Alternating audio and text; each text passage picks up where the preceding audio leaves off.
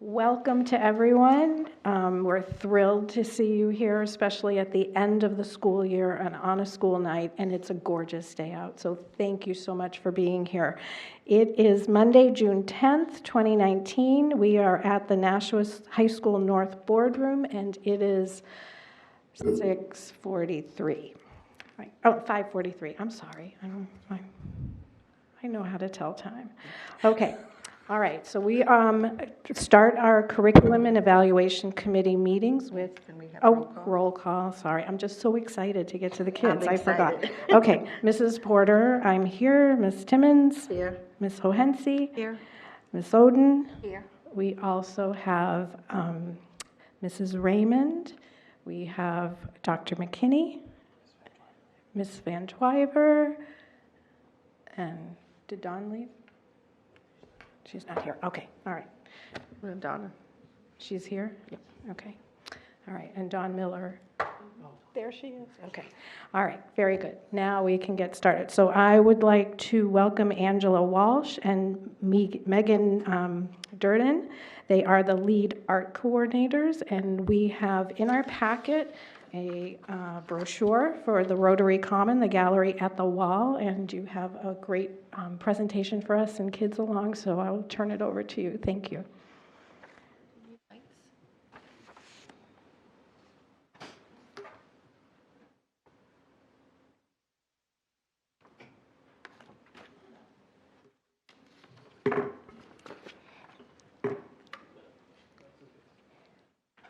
Okay, thank you for having us here tonight. We are going to discuss the Gallery at the Wall art gallery that we participated in this year.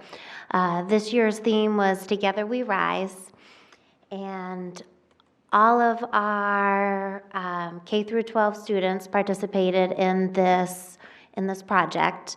The theme was Together We Rise, weaving the social and cultural fabric of Nashua through the celebration of diversity and inclusion. This is the first year we were asked to participate in this, and we were very excited about this opportunity. Our students had their work selected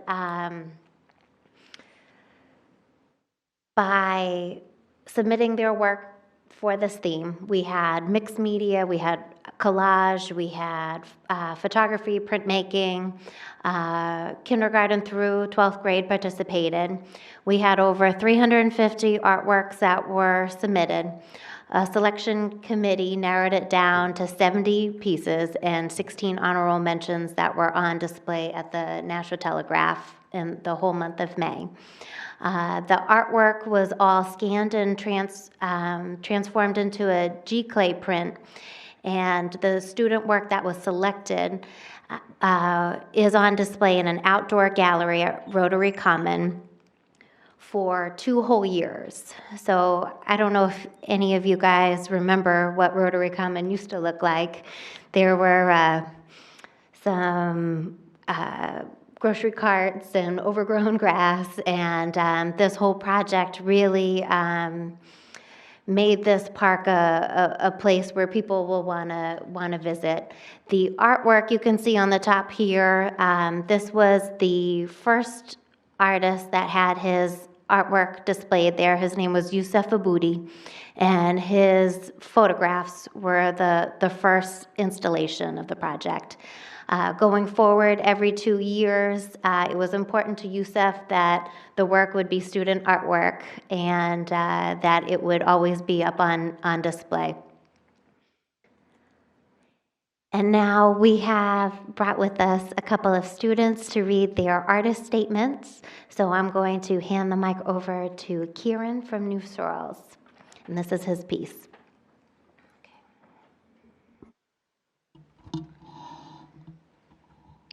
My art piece represents how the earth is only held together by kindness.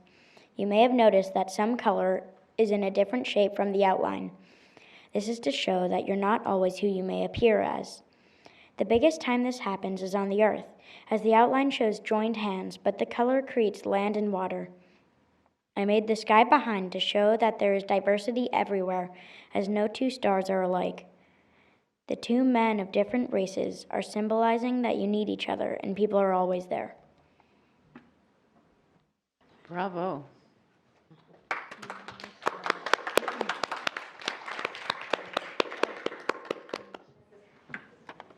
This is artwork by Lucas. My artwork is of my whole family and my dog Bailey. We love to go for walks and take pictures with the family. This sunset reminds me of ones I've seen in Maine visiting my grandmother and grandfather. I like it when the vibrant colors of the sunset fades into night. Although when I see the sunset, I know that soon, like the sun, I will have to go to bed as well. Bravo. And this is Lila. My artwork represents my place in the world and how I connect with others. The artwork represents my place in the world and how I connect with others. The words written on my hand are words that describe me. The quote says, "Alone we can do so little, together we can do so much." The hands that are reaching down represent friends, family members, and our community who are there to help and support us because we are all in this together.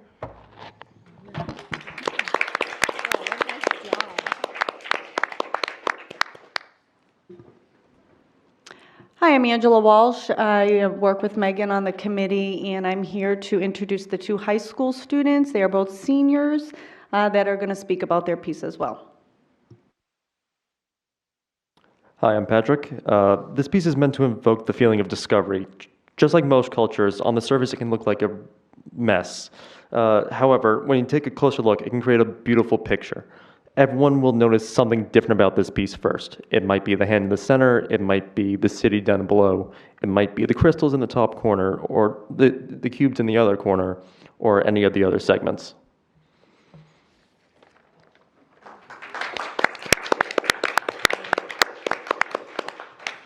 And this is Kavya. Hi. As an Hindu Indian growing up in Nashua, I have grown up in a very tight-knit community that has strived to continue our culture by continuing traditions, even though we are thousands of miles away from other family. One of these traditions is Diwali, the Festival of Lights. The first and most important part of this festival is paying tribute to the Lord Ganesha, and one of the ways we do this is by passing out prasadam, the holy food, which is what the woman is passing out in this photograph. With this moment, my goal was for the woman's hands to be the focus, as the passing of the prasadam was the intended focus. I did this by angling the camera to have natural sunlight provide a slight glare onto the hands, and by highlighting the ornate bangles with the light. Very good.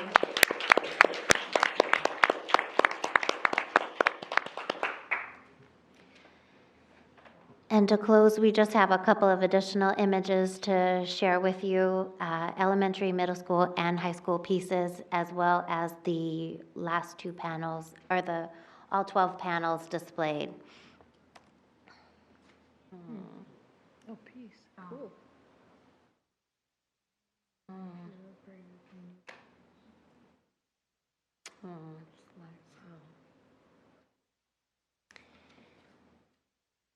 These are the first 6 panels, so what you're seeing now are the individual panels 1 through 6. So it starts with K through 2nd grade, and it goes to middle school. And then the last is middle school through high school. Amazing. And if you'd like any more information about the project, the website, galleryatthewall.org. Thank you very much.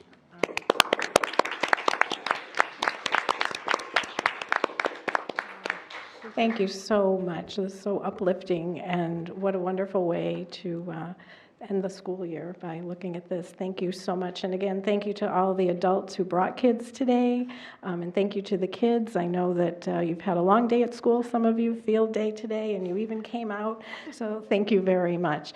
Do any members have questions or comments? No? Okay. Well, thank you so much, and have a great summer. Thank you. Thank you.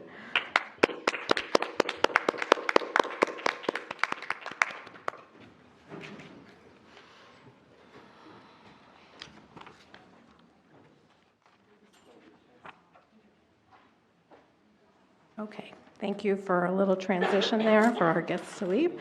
Okay, so the second item on our agenda tonight is district and state assessments, and we are welcoming Dawn Miller, our new data analyst. This is her first time at a board meeting. Thank you very much for coming. And okay, so you have a revised packet that Dr. McKinney just passed out. You had a draft of one in your packet to look at, and I will turn it over to you, Dr. McKinney, or Ms. Miller.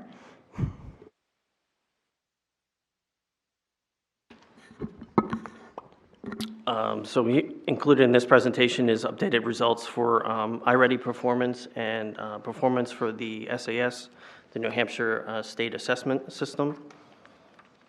We'll begin with our iReady. I'm sure we're all familiar with iReady, but this slide speaks to why we use iReady. It's an adaptive diagnostic and instruction assessment tool designed for grades 1 through 8. They take it 3 times a year, in the fall, the winter, and the spring, and it really provides a lot of useful insight into student performance for teachers to make instructional decisions over the course of the year. Not only used at the classroom level, but also the school level and the district level as well.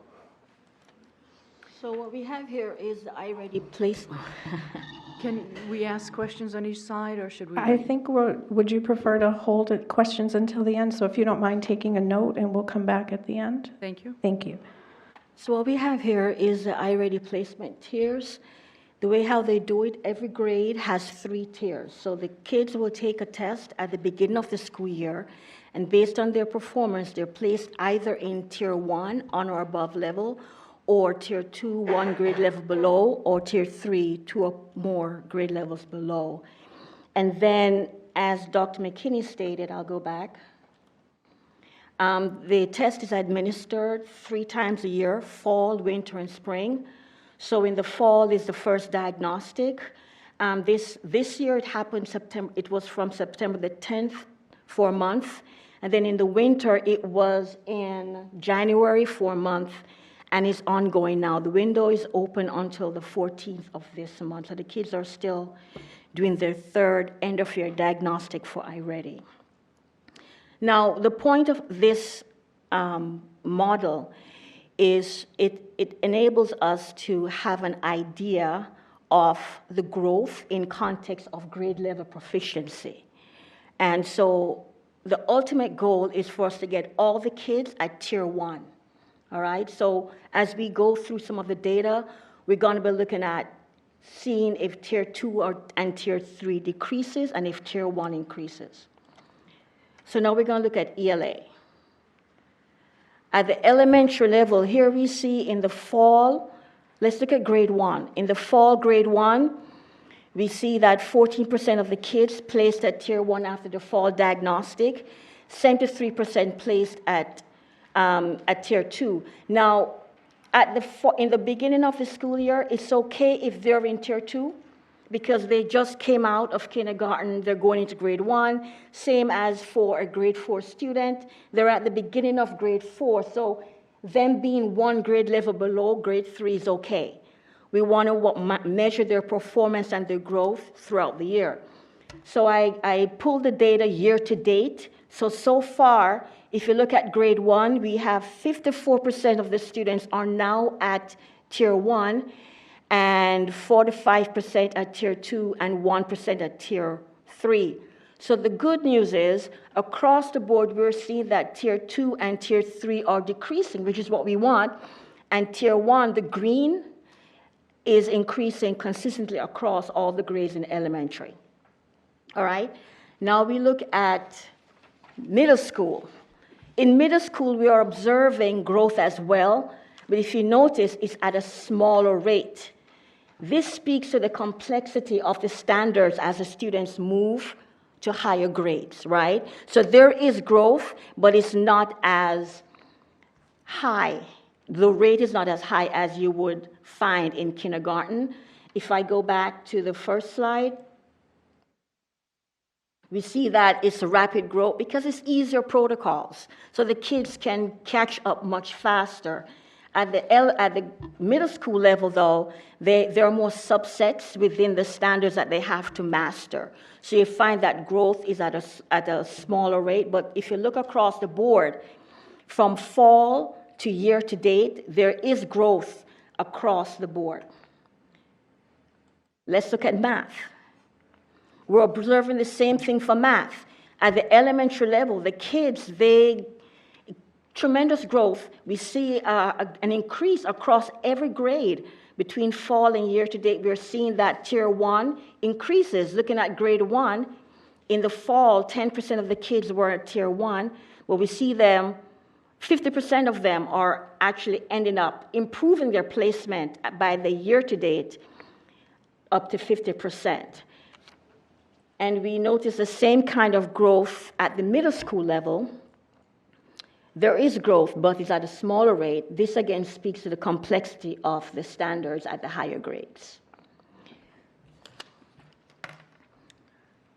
So now we're going to go into, and as Dr. McKinney pointed out, the iReady is used as a diagnostic tool to aid instruction throughout the year.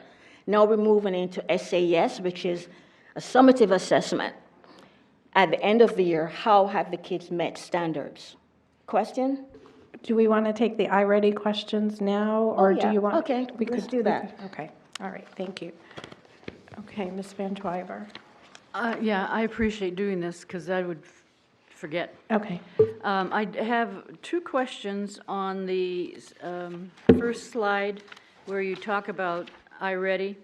It provides data-driven insights to guide educators in focusing instructional time. Mm-hmm. How do the teachers feel about this tool, and are they using it all the time?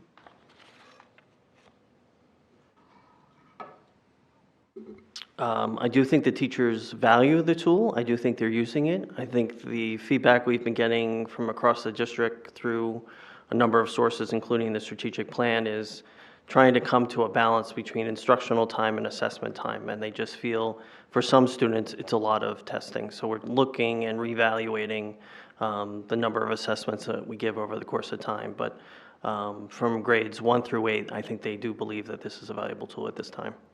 And how many elementary schools actually use the tool? All of them? Yes, ma'am. Okay. Then I have a question about the year-to-date. How do you get that figure? I'd assume if they haven't taken the test for the end of the year yet, that this year-to-date must be the spring testing results. That's through now, but the testing window is still open. We haven't closed the window, and we don't have all the results yet because they're open for another week. So it's year-to-date, including testing occurring within the testing window.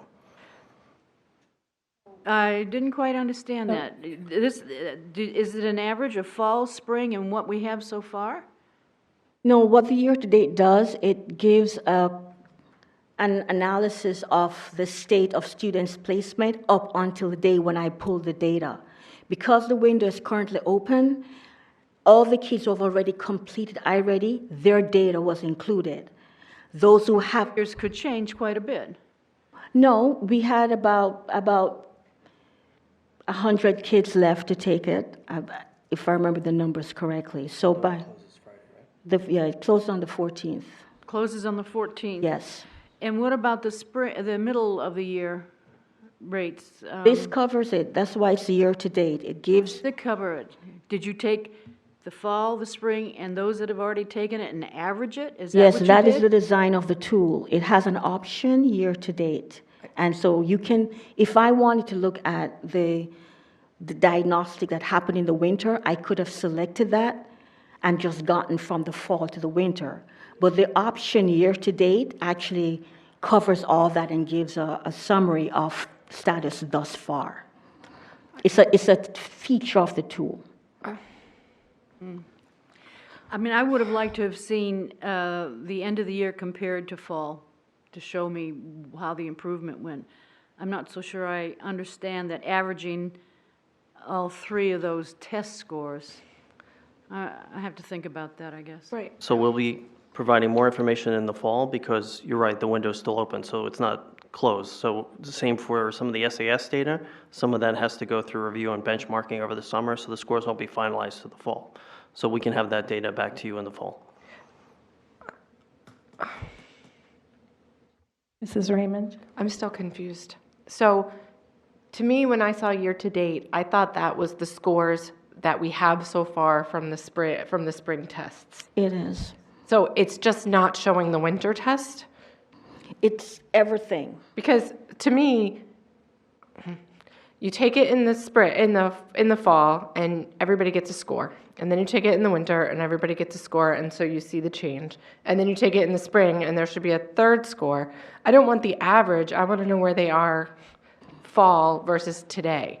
And so I don't understand if the year-to-date is an average of the three scores, or if it's only the spring scores. Because if it's an average, that doesn't seem useful to me to see how people have improved.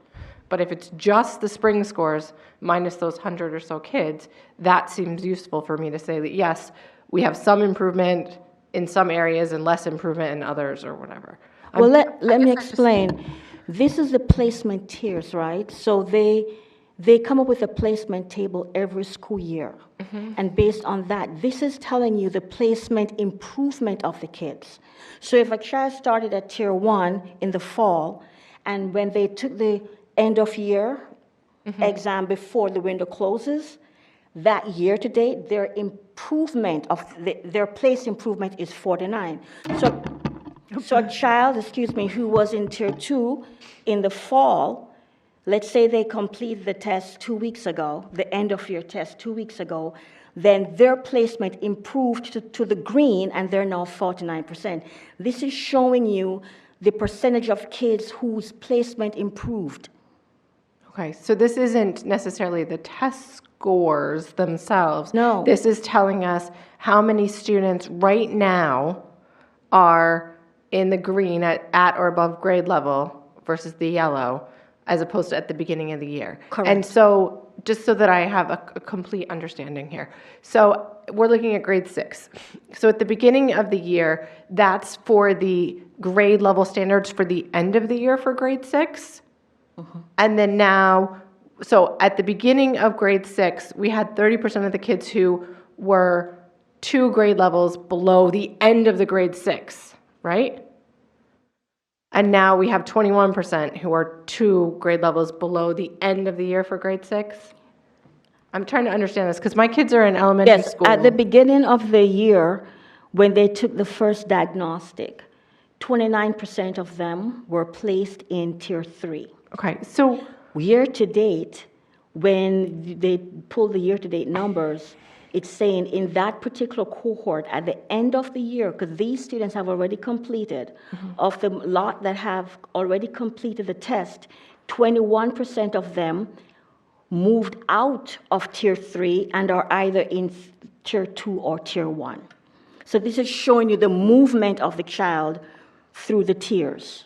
okay, so I guess then, I feel particularly dense this evening. So I guess my question is then, a follow-up question maybe is, if we have 35% of our kids who are testing at the beginning of grade 6 at the end of the year standards, does that mean that they're not at the right grade level? That is not end of the year standards. Okay, so now I'm completely The confused. grade 6 has 3 levels: early, mid, late. Oh, okay, so it's the standard on for or that time of above year. covers that. Okay. As long as they're in the grade view, they're green. Okay, so it covers the standards for that time of the year? I guess I'm getting confused because my brain is now on the standards that we're using for elementary school report cards, which is at the beginning of the year, I expect my kids to have, beginning to progress and progressing, and by the end of the year, I expect my kids to be at M's, that they've met the end of the year standards, because we're always looking at the end of the year standards. And so in my brain, I'm thinking iReady is end of the year standards, but it's not. I guess I'm not. I've just completely lost any understanding of iReady now. Could we request in the fall, when you represent this material, that you show us the figures for fall, spring, and the end of the year for the total? Sure. I mean, that's the way we've usually seen these figures given to us. And also, well, I think we also had the number of students, which you've given to us, I think. What was the other thing I was thinking of? Anyways, if you give you the 3 different ones to show us if the progression from fall to spring, fall to winter, and then winter to spring. Not a problem. Thank you. Typically, what happens once the window closes, Curriculum Associates, the iReady provider, runs those reports and provides them to us. So once the window closes on Friday, about 2 to 3 weeks later, we get those reports, so we can bring those back in the fall. Okay, that would be appreciated. And I want to thank you. This is the first time that we've seen these. And the other thing that I'd also would like to see is comparison to last year, the iReady and SAS results. Could I just make a connection to the elementary piece? So if you're looking at grade 6, tier 1, the kids that are in green are the ones that are going to be M, meet the grade level standards or proficient in those standards when you think of the report card. When you take all the grade 6 report card standards at the end of the year, those are those kids. The kids that are getting Bs or Ns are probably the yellow or the red.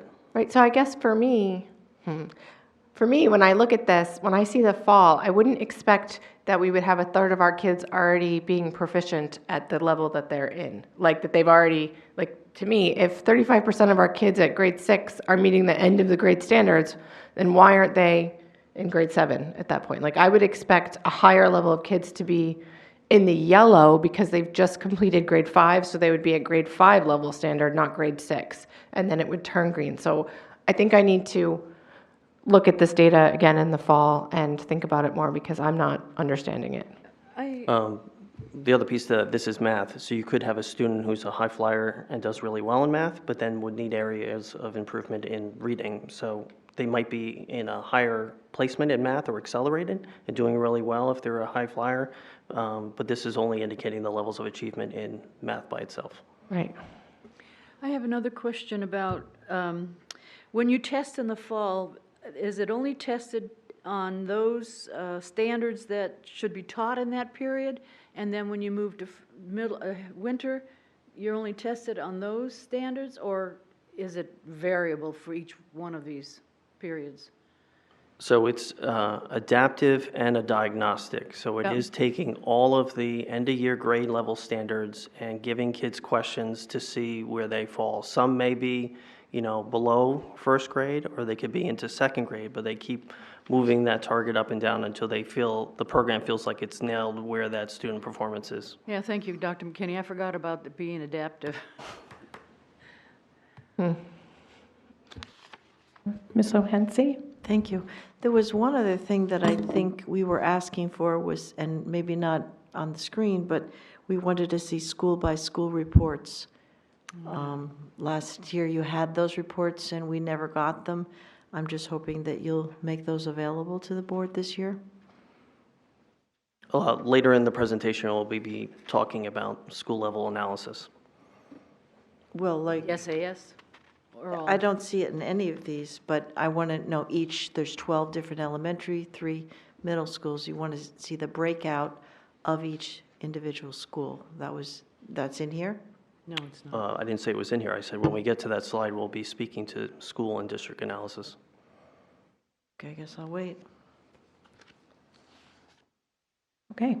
Any other questions or comments on iReady? Okay. Thank you. All right, so we're going to now segue into SAS. So a quick recap, this is the reporting structure for SAS. We have the subject level, the reporting categories level, the clusters, and the standards. The clusters and the standards are outside our purview. So we're going to stay in our lane, and we're going to look at subjects and reporting categories. So looking at subjects, there are 4 achievement levels at for the subjects, right? We have level 1, the student is below proficient in applying subject knowledge and skills in the standards. Level 2, they're approaching proficient. Level 3, they are proficient. And level 4, they're highly proficient. So we're going to now look at ELA. At the elementary level, these are across 3 years. So we're looking at 3 different cohorts of kids over the past 3 years. As we can recall, in school year 17, we were using SBAC, and then we transitioned to SAS. So what we can see here is that there is consistent growth across all grades per cohort. We move to the middle school level, and we're seeing that again. So in the ELA bracket, we're seeing consistent scores across all cohorts, across all grades.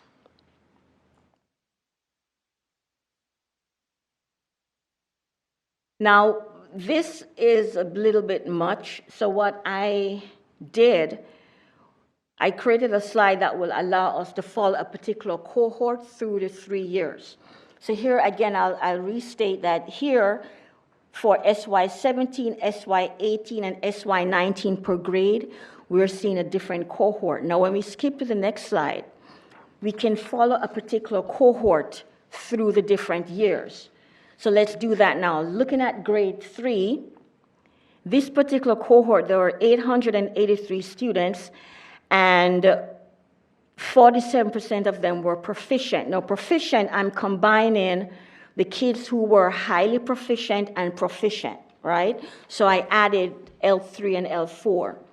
So we noticed that when these kids transitioned to grade 4 in school year 18, there are 899 of them, and their proficiency increased to 52% of them being proficient. Follow this cohort to this school year, they're now in grade 5, there are 902 of them, and their proficiency level increased by 1% to 53%. So, and I color-coded the cohorts, so you can see grade 5, we can follow grade 5 following the yellow coding. That cohort was in grade 5, and then last year they were in grade 6, and this year they're in grade 7. So all that we saw before with the different cohorts, this is allowing us to track the cohort through the last 3 years. Moving into math, we're seeing the same consistency of scores. Each year represents a different cohort per grade. The main thing to notice here is that these are consistent scores irrespective of what cohort we're dealing with. The scores are consistent at those grades. Same thing for middle school, the scores are consistent. Again, I have provided opportunity for us to track a cohort throughout the last 3 years. So looking at grade 4's cohort, 865 students, 44% of them were proficient. Again, that's level 3 and level 4. These students were promoted to grade 5 last year, 864 of them, so we lost 1, 45% proficiency. This year, there are 813 of them, and we see that their proficiency level decreased, right? Less of them are proficient.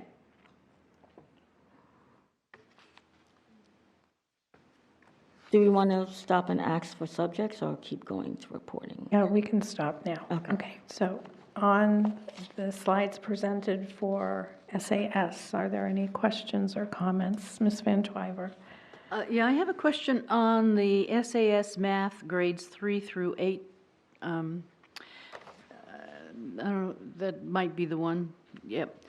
What concepts are taught in grades 3 and 4 that would cause them to decrease in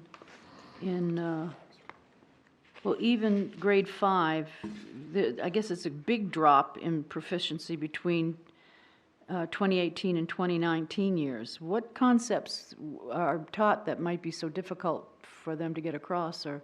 We're actually going to go into reporting categories where you're able to see the different strands Okay, and get an idea what's going on.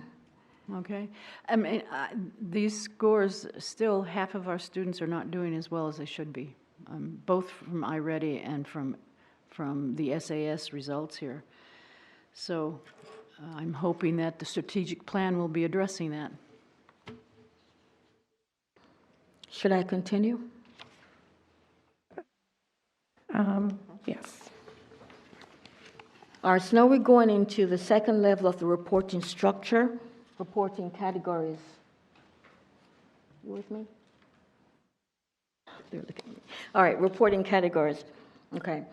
So at the reporting category level, there are 3 achievement levels: below standard, at or approaching, on or above. Now the relationship between, I added this slide just now, or recently. This is the relationship between this, because as we can recall, at the subject level, there were 4 achievement levels, right? 4, 3, 2, and 1. Now, at the reporting level, there are only 3, on or above, at or approaching, and below, right? So the reporting categories, yeah. So this is how they're lined up. You have it in the slide. No, we don't. Oh, I added it at the last minute. Okay. What, that one? Yeah, but that was, we do have that, the slide, No. but except for the at or approaching.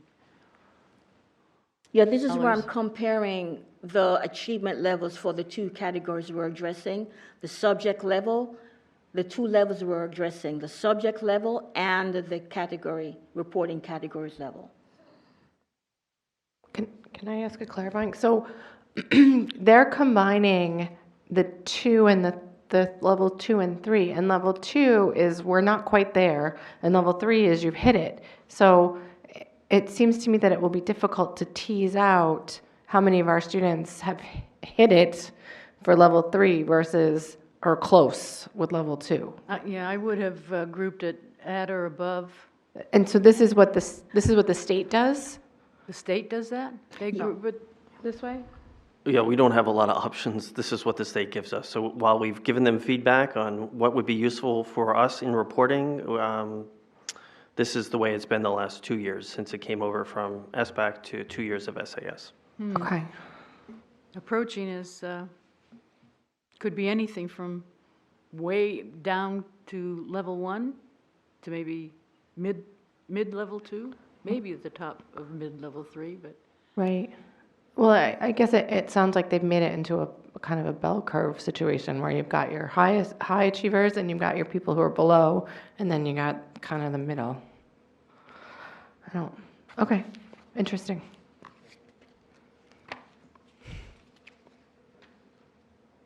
Oh, I do have one more question. Do we have any expectations from the state on where the state expects us to be? Like, does the state expect us to have a bell curve when in our scores? Is that what they think like the average or the appropriate results of this test should be? Or do they expect it to be heavy on the on or above and then kind of tapering off at the other end? I'm doing my thing backwards, but. So the SAS window closed last Friday.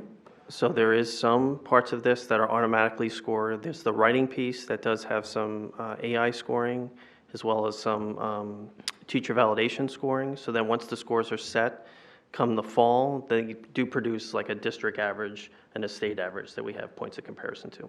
Okay. Yeah, we did get that in the past where it shows where we stand with the others. Yeah, that's just, that part's not done yet. Right, That's what takes them all so long to get the numbers Right. out until they fall. I was just curious about if, when you create a test, typically you have an expectation of where, kids should fall. Thank you. The one advantage, the way it's set up now, we do get to see student results, initial results quickly by the time they finish the the testing period, and we can use those for fall instruction, classroom placement, identifying supports. So it is a much faster process as opposed to the print reports that usually don't come out until October, November. So you feel you get the information in time to make changes for the fall start of school? Yes, after a student takes it online, we can see their scores within 2 weeks. Oh, okay, good. Then that's good. Mrs. Oden? I have a question. If I remember correctly, any ELL student that had been in Nashua 1 year would have to take the state test. Is that still the requirement? Did you say within a year? But if they had been in Nashua at least 1 year, they had to take the state test. Is that still the same? Yeah, so just to be clear, the newcomer exemption, if you're within your first year, you don't have to take it. After that, you do have to take it, yes. So our ELs do have a long spring. They take their WIDA assessments, they take the SAS, and they take iReady. Okay. It is a lot. Yep, thank you. Is there any way to show percentage-wise where their scores are? I mean, how are they affecting the scores? It's much harder for a student that hasn't had the English language. It might come in 5th grade and be expected to take the 5th grade test. Mm-hmm. Are there any percentages that you've put in here or that you can have that show how many ELL students, because that can affect the grade, especially if they haven't had schooling before? Definitely. I love the data inquisitive nature, but we're just trying to dive a little bit deeper each time, so we're not at that depth yet. Okay. I do anticipate we could be there in the fall. Okay, thank you. No. So, Dr. McKinney, did you say an ELL student who is less than a year in the district does not have to take this test, or they do have to take this test? 1 year and under, you don't have to take it. A year after that, They you couldn't don't. be affecting these scores anyways.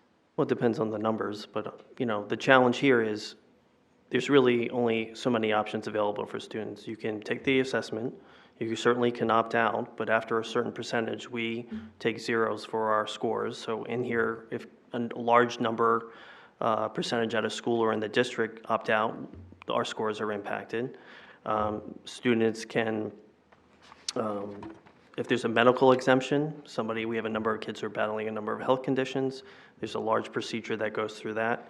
And then the fourth option is for a small number of special education students, they take a kind of a DLM, a different assessment. But for the vast majority of our students, they are taking this assessment. So probably over 4 hours of testing over the course of 2 weeks.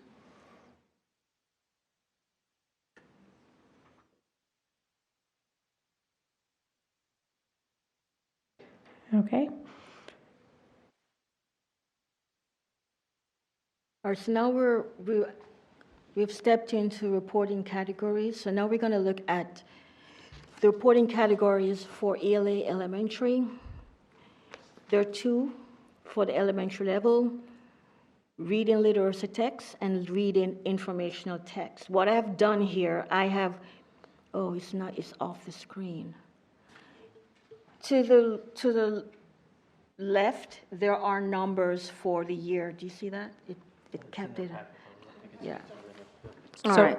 So please refer to your packets at this point. So what I did here, I grouped by reporting category per year. So if you look at the very last one, the last 2, the bottom one, reading literary text, that's for school last year, for grade 3, and the second one is this year, grade 3. So let's look at this one, for example. This is grade 5. The first one is this year's cohort, and the second one is last year's cohort. Okay. And you see here that is basically the same scores, right? They're consistent scores, irrespective of the cohort at that particular grade. And if you look through the rest of the levels or different cohorts, you see that basically there's consistency in the scoring, right? How many kids are on or above, how many kids are below, how many kids are at or approaching. This one's dropped, or improved. We look at this information for the middle schoolers, we're seeing the same thing.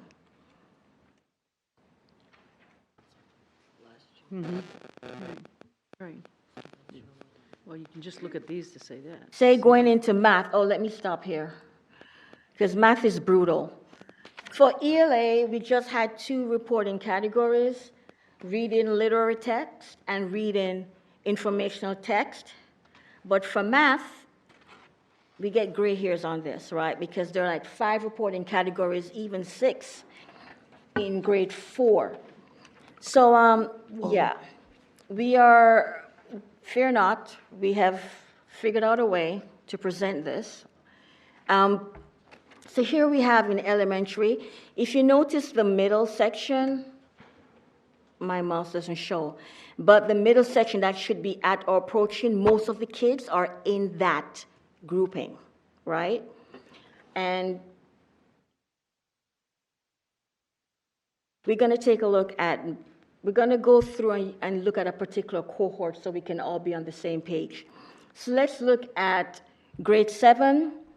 This cohort was grade 7 last year, and we can look at their performance. It's very, so we have 52, 44, 53, 53, 54, and 44.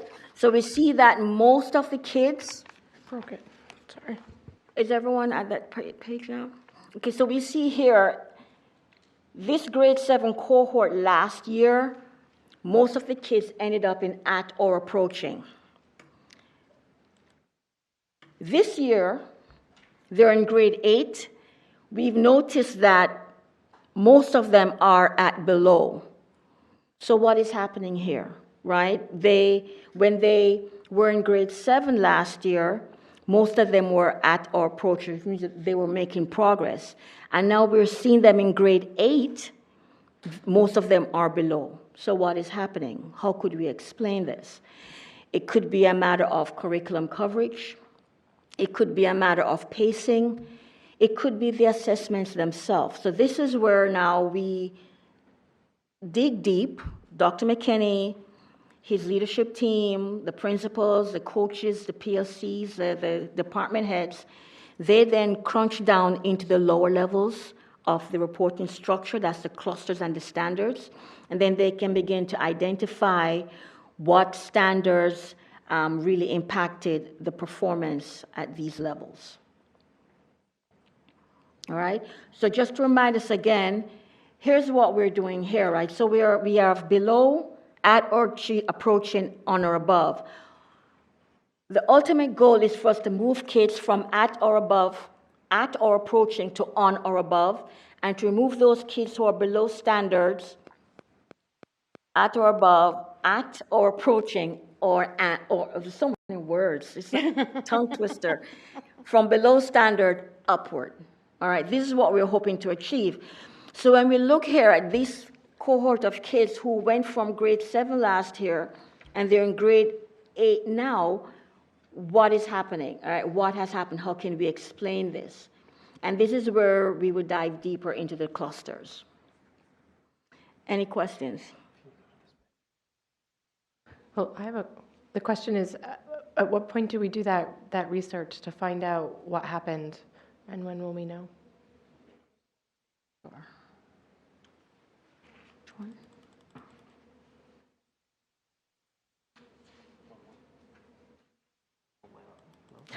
Let's look at this one.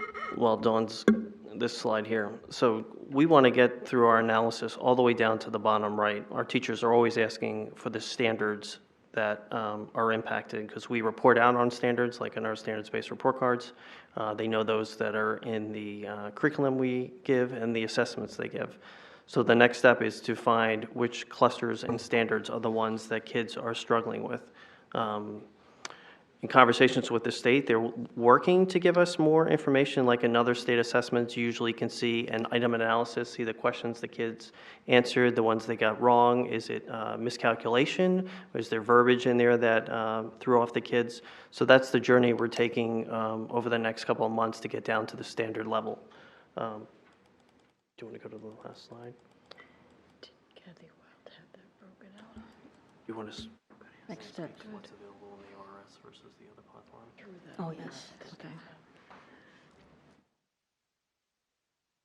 Okay, Ms. Van Twyver? Yes, on the math reporting categories, there's 1, 2, 3, 4, 5 different items there that are listed. Is that all the items that they talk about or tell you about? That's it? Okay. The second question I have is that you're talking about getting down to clusters and the actual standards. Doesn't iReady do that for you already? I mean, can't you go into iReady and take the data and have it show you which concepts are not being clear for students either at the classroom level or the school level or district level? Yes and no. They do report out and kind of clump standards together, so we don't always know what all those standards are. For example, sometimes scores in vocabulary can go up and down. We've even had teachers ask iReady to send us the vocab list, and they've done some assessments and testing the kids. Their scores don't move at all. So I thought Kathy Wild's program did that for you. I mean, I saw that demonstration where she could take the data by student, by the school, and by the district, and show you exactly where the children missed the questions and would be a topic for further training. It seems to me that that's a very, very useful tool. If I was teaching, I'd be looking at that more than I would be the SAS, since they take so long to give you what you want. I do believe the teachers are well-versed in looking at the assessment results as well as the administration at each school, and they use it on a regular basis. Ms. iReady assessment. Ms. O'Hensey? Thank you. So are you using Kathy Wild's software that breaks it down by standard, or is that not being used anymore? I'm not aware of the usage of a program from an employee that left the district being used at this time. It was set up so that we could use it every year. The second question I have is, are we going to see school-by-school results? So the last slide speaks to next step. We spoke about the clusters and standards. The district data team will be meeting and presenting at summer admin, where some of these further detailed findings will be presented. And then our curriculum team, head teachers and coaches will be working with teachers during their PLCs to review the data. As far as individual requests from board members for individual school reporting, I think those can be directed to the chair and brought to the superintendent's attention. But I believe it is the role of the district and the administration to supervise all the schools and to evaluate their results annually. Thank you. Ms. Van Twyver? Dr. McKinney, I just asked you whether you were using the iReady tool where it takes you right down to the concepts that the students are missing, and you gave me a different answer than what you gave Ms. O'Hensey. So tell me, what is it? Are you using that tool to do that or not? For clarity, the iReady tool, as published and provided by Curriculum Associates, is widely being used in grades 1 through 8 by teachers and administrators to evaluate student performance on a tri-annual basis. The individual program from an individual employee that's separated from the district is no longer being utilized at this time. We use iReady and Curriculum Associates with the subscription and all the bells and whistles that it provides for the subscription fee that we pay every year. So do they provide an ability for teachers to get down to a reporting level? Yes. They look at phonics, reading comprehension, all of those things, math skills, yes. Is that something new? No, ma'am. It's been there all along? Yes, ma'am. Thank you. Ms. O'Hensey? I'd also like, well, when we get to the school-by-school analysis, which was promised to this board several times, 3, if I remember correctly, I'd also like to know what the correspondence is, if it's possible, between, okay, say, our reading standards in the elementary school, their competencies or whatever, or maybe in middle school or high school, however we do it. I want to know if our grading system corresponds to the testing. Are these, I mean, are kids getting scored the same way the testing comes out? I mean, are we anticipating one from the other? Is there any predictive value? Why are we taking these tests? Is it, are our kids doing as well on the report cards as they do on tests, or are they just bad test takers? I just want to know what correlation there might be there. We'll do our best to provide that. That is a challenging thing. I did see that on the list of requests from board members. I don't know if that's exactly possible. I think one of the challenges with external evaluation assessment tools like this one, iReady and SAS, there's little to no impact on the student unless you have the parent support and it's of value. I think the goal that we want to have is curriculum-based measures that are embedded in the classroom, that teachers know they're going to grade and assess them, and the parents and the student get feedback. So when we can develop those and have them aligned to standards, we'll be able to indicate student performance on a more consistent basis. I don't think it's unusual for a number of students to click through iReady to play a game, or to click through the SIS to be finished and then move on to the next grade, because there's little to no repercussion for those students. So we'll do our best to provide some of that information to you. Thank you.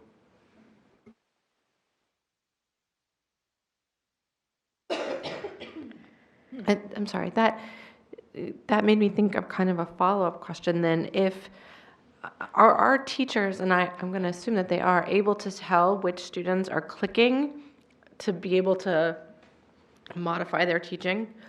Hold on.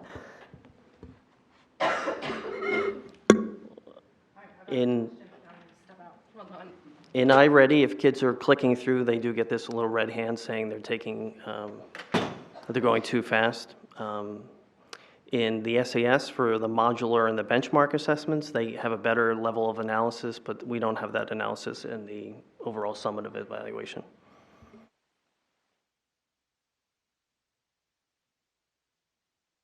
Are there any questions, any further questions or comments? Yes, Madam Chairman, if you would please request from the superintendent that we would like to see the school-by-school results. I have it written down. Thank you. Okay. All right. Okay, thank you, Ms. Miller. And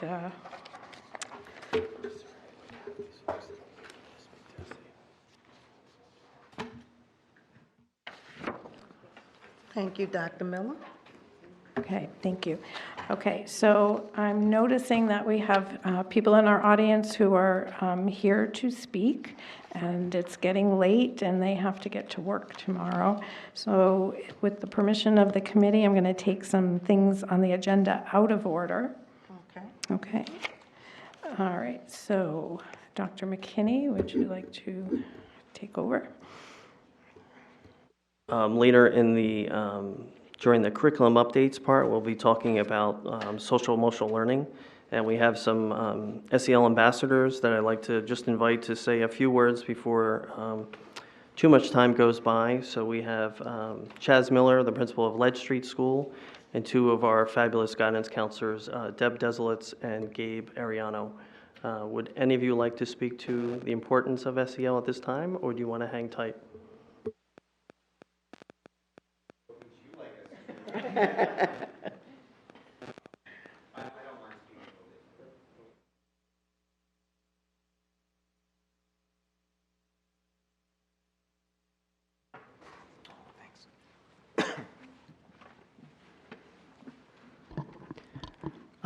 Thank you. Should I just go ahead? Just to say that, being this my first year in the Nashua School District, it has been really heartening for me to see this work begin and really expand as the year has grown, and the importance of it and the direct impact it's having on our students. I know when I started teaching way back eons ago in the 90s, and it was something where I remember being told one of my first years that, if as a first grade teacher, if a child came in hungry, be watching for that, because you're going to have to feed them, because their brain will go into downshift and they won't learn if they're hungry.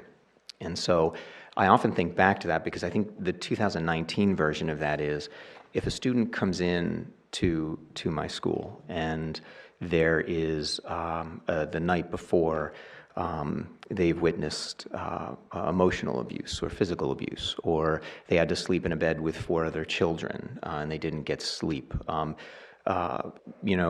Things like that will bring emotional baggage within the school. And it's unseen. It's not like a physical thing like breakfast, but it's the unseen emotional baggage that will impact their learning. And so that has to be addressed before student learning can really move forward in a high impactful way. And so I've been really impressed at the school district and how quickly we've moved that as a principal I have the autonomy and the guidance to embrace building areas in our school as chill zones or take a break areas, being able to utilize funding for that within our schools. And it's had a direct impact on our students and how they feel about school. Because if they feel great about school, they're going to come to school, they're going to learn, they're going to be more engaged. And it's brought an awareness to our teachers that may not have been there in past years, and it's brought an awareness to parents. And of course to administration. We learn and grow, every time we encounter students of opportunity who come in struggling. So, okay, thanks.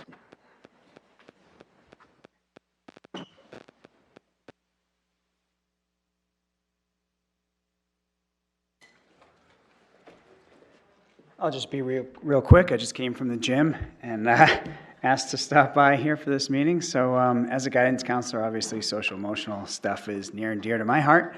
And it's great seeing the district take this on in such a meaningful way. I feel, basically in the last year or two, for 20 years that I've been in the district, we spent so much of our time just talking about test scores, and they are really important.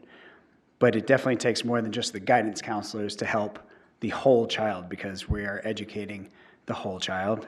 And so as long as we're all going to be getting professional development regarding what happens with these children and how we can help them through difficult times when they maybe have seen an overdose the night before or other kinds of things, emergencies going on. It could be something normal.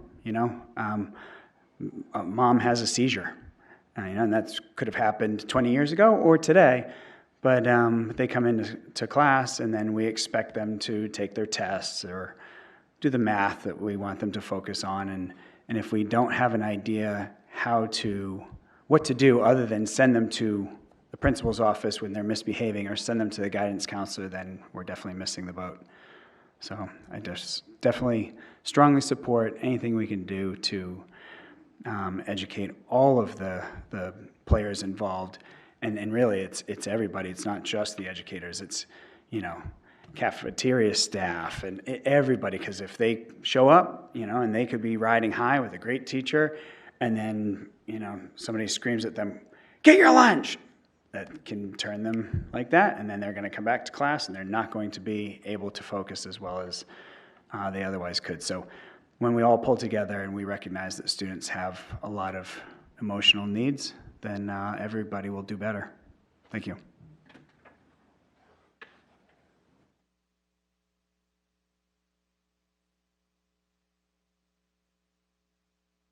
I am from Amherst Street School. So just to reiterate, this is my second year, and so I feel like I am fortunate enough to come into a team that has already done quite a bit of work on social emotional work in the school.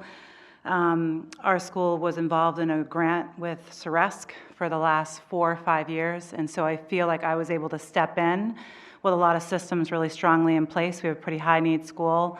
So similar to what Gabe and Chaz said, without that team in place, and we're fortunate enough, we have a full-time social worker, full-time guidance counselor, strong behavior support staff, supportive administration. We have all of the above of what they described all day long, and we really have a very strong team to kind of help those kids process some really difficult emotions, difficult experiences, and figure out a way to get them back in the classroom and learn. But it definitely it feels good to know that this is something that's going to be a goal going forward, because for those of us who do the work, it's kind of a no-brainer that these kids just can't do it without these supports. So when you talk about these test scores, it's just a no-brainer that they're not going to be able to get the same kind of scores as kids that are going home to a stable home and have enough to eat and have the clothes they need. Our school has a strong program to provide food, to provide clothes, social emotional sports, really wrap around. So it's good to hear that this is on the table. Thank you. Thank you so much. It's so important to hear from people who are working directly with our kids to make the things that we bring before our committee real. So we really appreciate you being here and speaking out. Thank you so much. And thank you for everything that you do every day with our kids. It's important work, and thank you. All right. Ms. Timmons.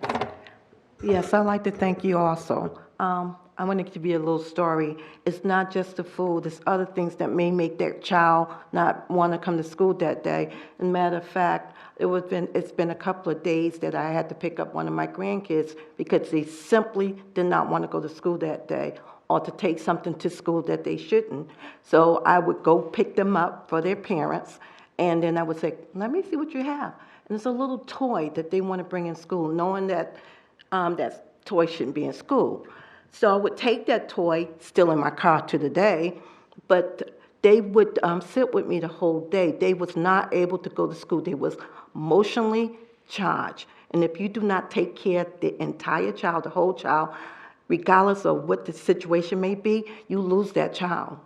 So thank you. And I know that for a fact, having 17 grandkids and 8 of them in the school system right now, there's different levels. This morning, my granddaughter, who I send off to school every morning, was upset because she didn't like the way my hair. I did her hair. She was upset. She said, I don't like my hair. So that she went out with attitude, slamming the door on the way out. That may make a difference when she's in school. So you have to look at everything. It's not just the test scores. So everything is important. It's the entire child, the whole child, and that's what I look for. And that's why my children are happy in school when they go. And I'd like to thank you guys for giving them that happiness, because I don't have a complaint at all. And like I said, I have 8 kids right now in one of the schools, including your school. And they are happy. So if we don't look at the entire child, the whole child, we lose that child. So I'd like to thank you. Ms. Van Twyver. Thank you, Madam Chairman. I want to thank Dr. McKinney for presenting this material to us. I wish I had had this before when we had longer discussions about learning about this. I have to say that I was very impressed with this program. I went on the website and looked at the site, and to me it looks like it's one of our more successful endeavors that we've ever tried. I have on page 2 of the document, it says better academic performance, improved attitudes and behaviors, fewer negative behaviors, and reduced emotional stress. That's what they say they've been able to do with this program over the United States and internationally. I think we're going to have a lot of success with this, and I'm very impressed with what we are doing here. I do have a question about, on page 3, number 10, neuroscience. What are we talking about here? It says combine social and emotional learning, character education, mindfulness, neuroscience, emotional intelligence, and positive psychology all in one program, which is a lot. But what is the neuroscience? That kind of perked my interest. As you know, I'm not a neuroscientist, and nor do I play a doctor on TV, but We do know that trauma affects the brain and makes some changes to young people. And part of the program is letting children know and adults know it's all about the choices we make to respond to adversity and challenges. So I could find more specific information relative to that, but part of this initiative is it is a free program. We get free professional development. We can compensate teachers, and we can save some money to use to put towards professional development, so our teachers know all of those things that you just listed off there in depth, so they're more equipped to handle not only the behaviors in their classroom, but across the whole school. One of the things that I would like to point out is how a teacher talks to a child. Just as this man has said, if I saw a teacher that said, "Get your lunch," I'd have a long talk with him. And when I worked at Dr. Crisp, I had this young man that I was helping, and he wasn't doing his homework, and one of the teachers came up and spoke to him in a manner that I found myself was not the best way. So, I mean, I think a lot of this stuff, and the fact that you're learning with love, I love that theme, because that's what they need, is love. They don't need to be talked rude to, and if they're having a bad day, comforting them and making them feel secure is very, very important. So I hope that we have a lot of success with this. I'd like to see some data on whether we reduced negative behaviors and attitudes and things like that. And I would really like that. Then the letter from the... Could I just respond to that, ma'am? Sure. Part of the pilot is both pre and post surveys for the educators. So they evaluate how things are going in their classroom at the beginning of the year and the end of the year. So that we'll have some data for that. And then the students also fill out a survey at the beginning of the year and the end of the year. So we'll have some data for that as well. Because I would like to see how successful this program is. We've had other behavior modification programs, particularly in the middle school situation, that went over like a lead balloon, I guess. They stopped doing them. Do you recall the names, ma'am? No, I don't. Okay. I mean, if you come across them, could you let us know, please? Well, they're not doing it anymore. It was the one that was at Fairgrounds Middle School. Long time ago, we had them talk us. Every one of the middle schools had a different program. I don't know whether the other two are still working or not, but this to me seemed like a very positive way. I just really was impressed with this since we've had so much controversy about social emotional learning. To me, these things are just the kindness that a teacher shows to a student that I remember when I was in school. So I wish you continued success with that. The principals meeting on 3/12, is that also applies to the social emotional? Could you just reference a page? Well, it's about 1, 2, 3, 4, 5. It's the principals meeting 3/12/19. Oh, okay. So these. Is that a separate meeting that was not just about social emotional learning? So these two sheets are feedback from the elementary principals and the assistant principals. And if you look through here in the bottom part around what PD would you like to see at your school and what PD would you like to see for your own growth next year, in those comments you'll see SEL, poverty, trauma, continue SEL, ACEs. So it's all part of that same professional development. If I could just express my desires on what these things, one district, one focus. I thought that was under what could be improved, one district, one focus. I say yes to that.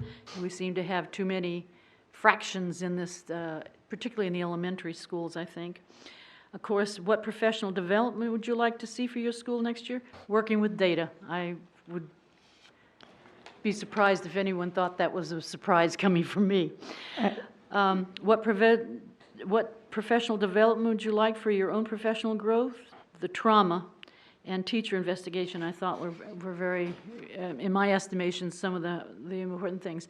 Then I had what could be improved. More Krista. What's that? Is that somebody, or is that? Oh, Yes. Evidently made quite an impression on this group. Yeah, she's like Madonna. She's in the one name category. She's our K-8 math coach. She's very talented. K-8 math. Thank you. Okay, Gabe?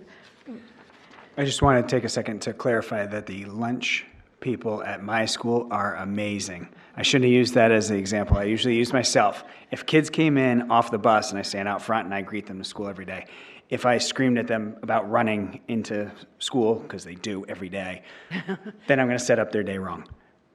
Just to clarify, Birch Hill has great staff at lunch. You're from Birch Hill? Thank you. Thank you. Thank you. Okay. So I think if you would like to leave, I know that you have to get to school, so I don't want to keep you. It's already 7 o'clock, and I really appreciate that you came. Thank you so much. All right, and have a wonderful summer. Thank you. Ms. O'Hensey. Thank you. I would just like to have, Dr. McKinney said that there were assessments at the beginning of the year, at the end of the year, and surveys. I don't want anybody's filled in one, but just a blank to get a feel for what we're doing. So we can see what we're measuring on growth and what kind of surveys the students in various grades. That would be very interesting to me. Thank you.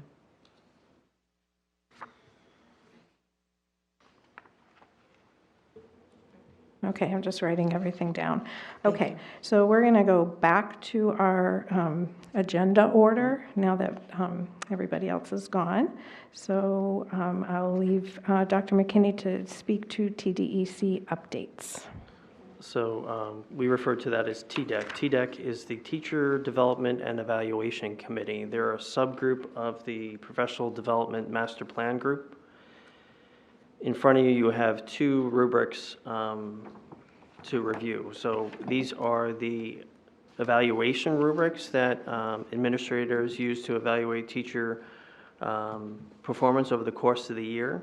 There was a subcommittee that designed and edited these rubrics. For the first one, if you look in the top left corner, it says the teacher. So this is a regular ed classroom teacher rubric. A is domain for planning and delivery of instruction. B, classroom management. C, monitoring and assessment. The only changes on the first 3 pages is all around this wording. The group worked together with a consultant around the wording that had been here before, because in previous years, the line between being effective and developing was pretty a wide gasp. So you were either doing it or you weren't. What we really want to have is a continuum. We want young people or teachers to be growing and constantly moving over to the left and being highly effective. And it almost felt, the way it was worded in the past, it was punitive if you got a 2. It's okay to come out and be within your first 5-7 years and be 2 in one area. You can't be great at everything. It takes time.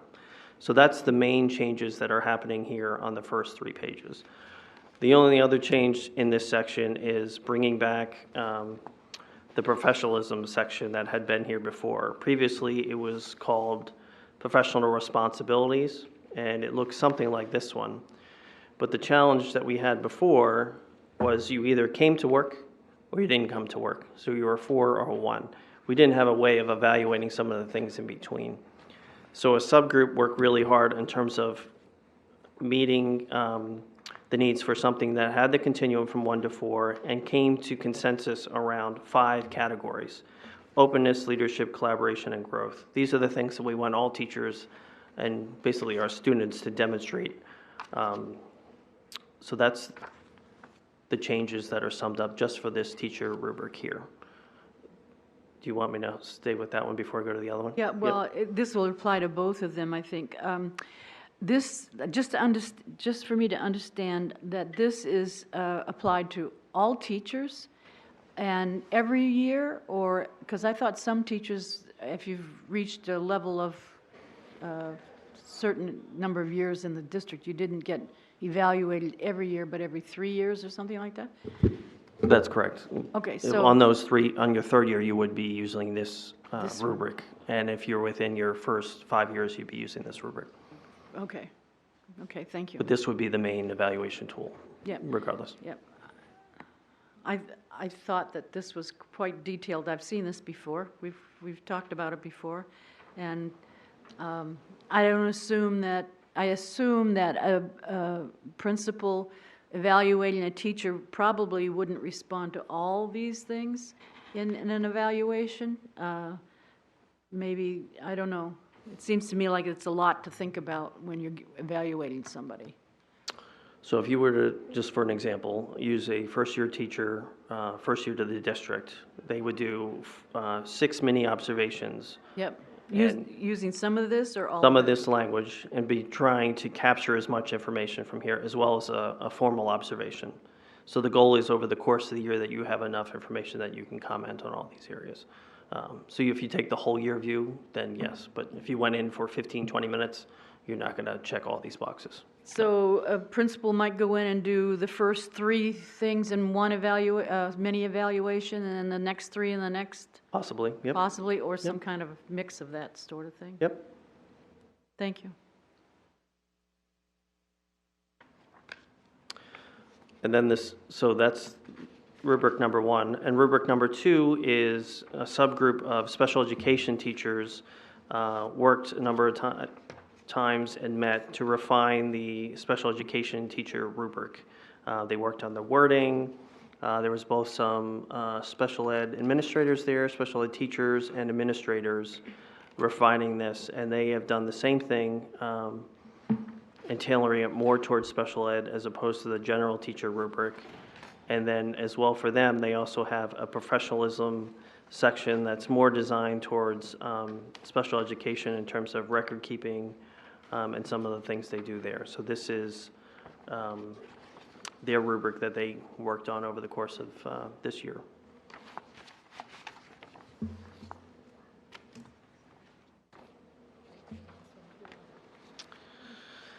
So I can speak to that one, but I do think, so the plan tonight, we're doing it in stages. These 2 rubrics are going with the TDEC updates. This other piece really falls with the PDMP part in terms of what we ask teachers to keep track of their professional growth. So I'd ask that we come back to that. Okay, I just want to be sure I'm doing the right thing. All right, does anybody have a question or a comment about what was just presented? Mrs. Raymond. Thank you. So, so the TDEC has completed their work, and now they're asking the board to formally adopt this as what we'll be using going forward. Not we, the evaluators, the principals. So these changes went from TDEC to the PDMP, and now they're coming before this committee, then to go to the full board, yes. All right, so I'm looking for a motion to, I wrote this to down. adopt these 2? Yep, to approve the changes, is that what you want? To approve the changes to the TDEC as presented. Okay. So moved. Okay. All right, and so we're ready for a vote. So Mrs. Porter, I vote yes. Ms. Timmons? Yes. Ms. Hohensie? Thank you. So motion passes.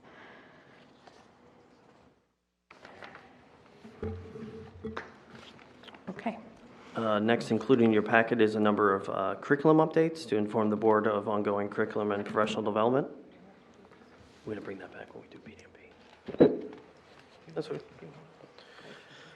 So we have some summer professional development planned for, we have an SEL series. We have our 3rd annual Summer Kindergarten Institute. We have some professional development available in mathematics. And I'm going to speak to the science piece in a moment. So this is an example of the newsletter that went out, as well as the PD calendar for the summer. The items of note, I believe, are twofold. Included in your packet, first I'll just speak to mystery science. This is a recommendation from the Science Steering Committee. The UBD units that are in use in science are from the school year 2011-2012. On the April 17th early release day, we gave a survey to the teachers, which revealed a number of curricular inconsistencies and just a need for common materials and supplies. So Why Mystery Science? There are already 153 accounts in the district. Teachers are using this already. There's a free version available. 70 teachers in the district, grades 1 through 4, are interested in piloting this program. 97 out of 172 teachers are familiar with next-gen science standards, but they do request more training and information. So while included in your packet, the cost to train about 30 teachers in next-gen is about $20,000. So at the elementary level, if you're talking 250 teachers, that's going to cost a considerable amount of money. So why Mystery Science? We can get a free membership for all our elementary teachers next year. We can do the PD in-house. I think we're working on an exciting external partnership for funding for the science kits for our K-5 teachers. And it's also widely used. There are 50 New Hampshire districts using it, including in Concord, Derry, Hudson, Milford, Portsmouth, and Hollis, just to name a few. So as we talked about tonight, you know how much our teachers work towards literacy and math.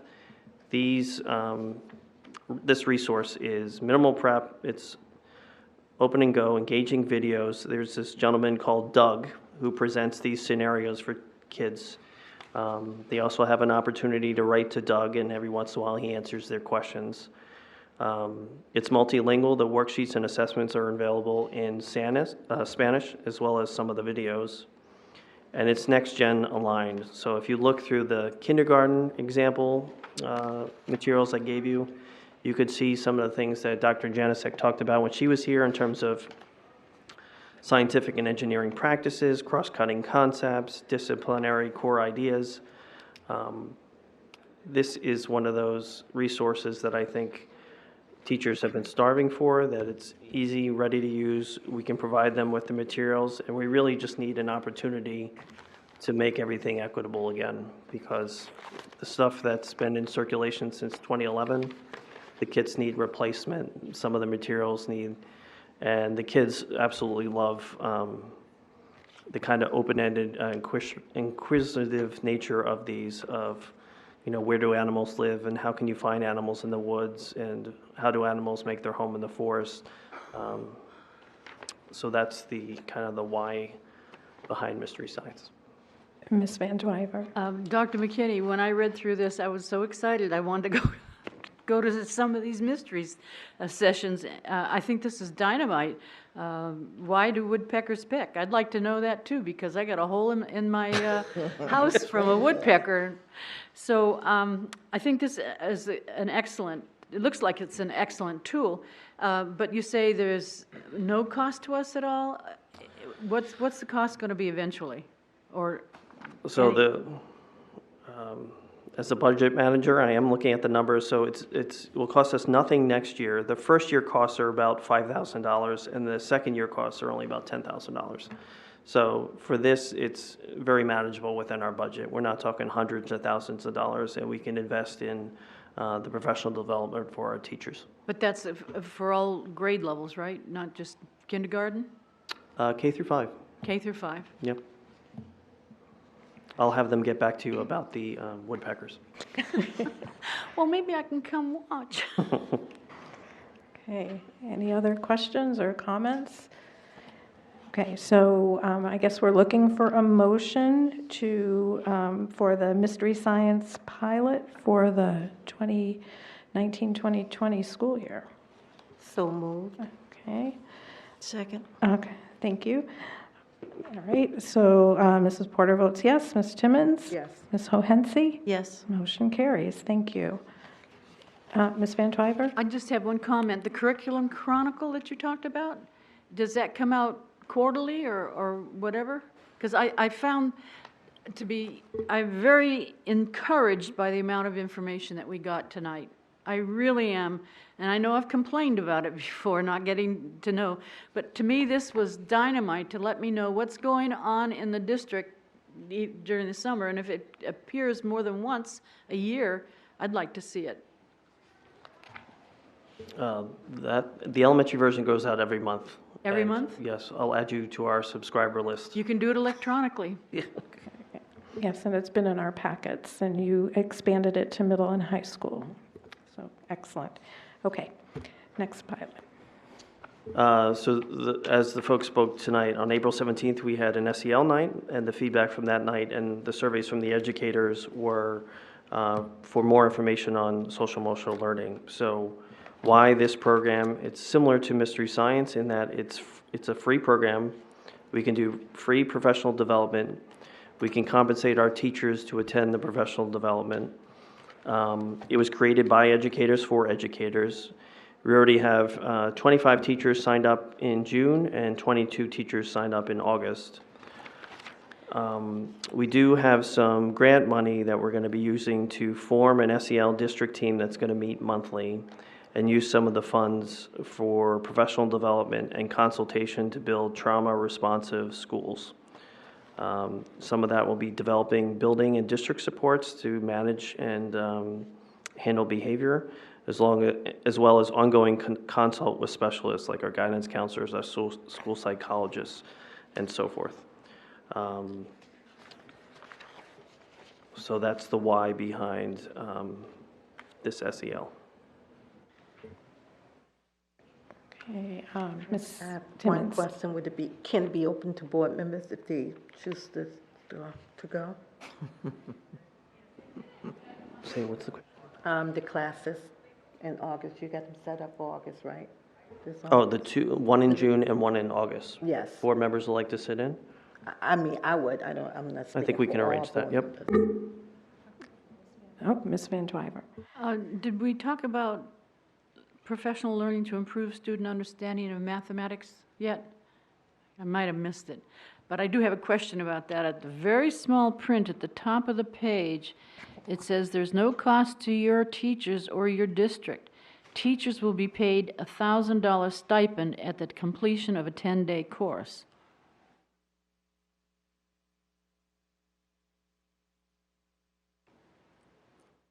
Got to read the fine print in these things. So I believe you're referring to the Intel math course that's being held in Hudson. They were kind enough to invite us. I shared it with all the teachers and asked them. They actually register through that school district, but as you pointed out, it is a great opportunity for teachers. Yeah, but nobody signed up for it? I have to check. They sign in and check in with Hudson. Well, it's just that this $1,000 is not going to get hit our budget, that's all. I want to know. $1,000 if you attend 10 sessions. That's from their grant, the Title IIA grant that they got. Oh, okay. Okay. All right. So I make a move to approve Choose Love for a pilot for the 2019-2020 school year. So moved. Or your second. Okay, second. Okay, second. Okay.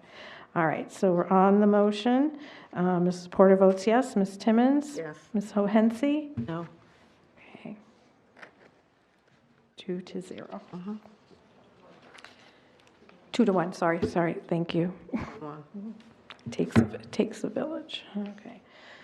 All right, is there anything else in curriculum corner that you'd like to cover? All set, okay. Pardon me? Okay, all right, thank you. All right, the last thing on our agenda is the meeting schedule for the curriculum meetings going forward. So there has been some board requests to have the curriculum committee meet during July and August. As I understand, for the past 10 years, it's been the general rule not to meet in July and August. I know that we met last year in August. As you can see from tonight, it's really important to have a lot of the school community present at these meetings. And since they're not here in the summer, I would like to give them a chance to have a break, to recharge. I am assured by Dr. McKinney that should anything time-sensitive come up, we can always schedule a meeting, but it is my feeling that we should not have the curriculum committee meet in the summer. July, and August. Are there any questions or comments about that? Are you making a motion? I don't think we need a motion. We're just addressing because that it did come up. Some board members were questioning. Okay, all right, so we will reconvene in September. And thank you, Dr. McKinney, for all the hard work you've done on the curriculum committee all year. I think we've had a great year since January. I've enjoyed it very much. I think that there are a lot of exciting things going on in our schools, and it's been a real pleasure to see those highlighted every month. So thank you for your efforts in coordinating all of our guests. Okay. I'd like to make a motion to adjourn. Okay, second. So Ms. Porter votes yes. Ms. Timmons? Yes. Ms. Hohensie? Yes. Okay, so we are adjourned at 7, we'll say 19. Thank you.